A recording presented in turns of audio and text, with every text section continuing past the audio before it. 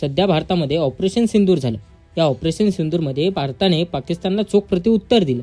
अशातच भारताने पाकिस्तानला भुलवून ज्या डमी विमानांचा वापर केला होता ते डमी विमान कोणते होते चला पाहूया। पाकिस्तानची नागी ठेचणारे हे विमान लढाऊ नव्हते, पण लढाऊ विमानांची मिसाईल ट्रायल घेणारे मानवरहित हे विमान होते।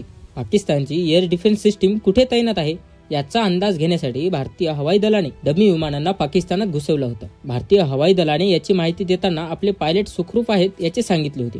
पाकिस्ताननी तर राफेल पाळडे म्हणून नाचत होते, पण त्यांचीच नाचानाची झाली होती। या डमी विमानाचे फोटोज व्हिडिओज आपल्यापाशी आलेले आहेत। पाकिस्तानची नागी ठेचणारे विमान हे लढाऊ नव्हते, पण लढाऊ विमानाची मिसाईलची ट्रायल घेणारे मानवरहित विमान होते। भारतीय सैन्याच्या दक्षिण पश्चिमी कमांडने या विमानाचा व्हिडिओ जारी केला होता। हे विमान 82-80+ आहे। हे जगभरातील सर्वच हवाई दलाकडून वापरले जाते।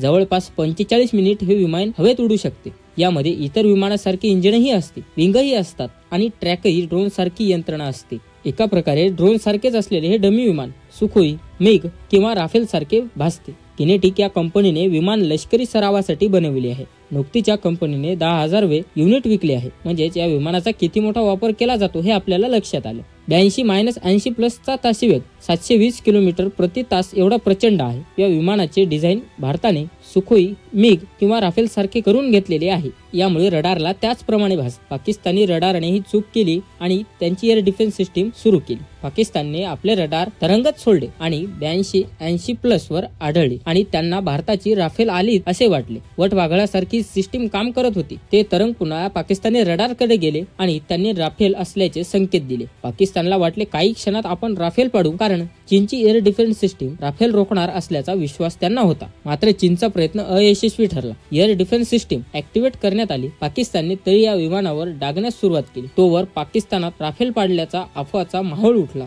सोशल मीडियावर दावे केले जाऊ लागले, पण अशा काळात चीन एअर डिफेन्स सिस्टीम फार गोंधळून गेली होती। आकाश आणि ब्रह्मोस मिसाईलने तोवर पाकिस्तानात एअरफोर्सचा कार्यक्रम उरकून टाकला होता। भारताने पाकिस्तानलाच नाही तर चीनच्या एअर डिफेन्स सिस्टीमला मोठा चकमा दिला। चीनी सैन्याकडून मोठी पोलखोल अशी बातमी आली। चीनी एअर डिफेन्स सिस्टीम किती तकलादू आणि बेभरोशी असल्याचं भारतीय सैन्याच्या कुलत्यांनी सिद्ध करून दाखवलं। ऑपरेशन सिंदूर मध्ये भारताने हाच मोठा पराक्रम घडविला होता। तुम्हाला हा पराक्रम कसा वाटला कमेंट बॉक्स मध्ये नक्की सांगा आणि आपल्या चॅनल वरती नवीन आला असाल तर चॅनलला सबस्क्राईब नक्की करा।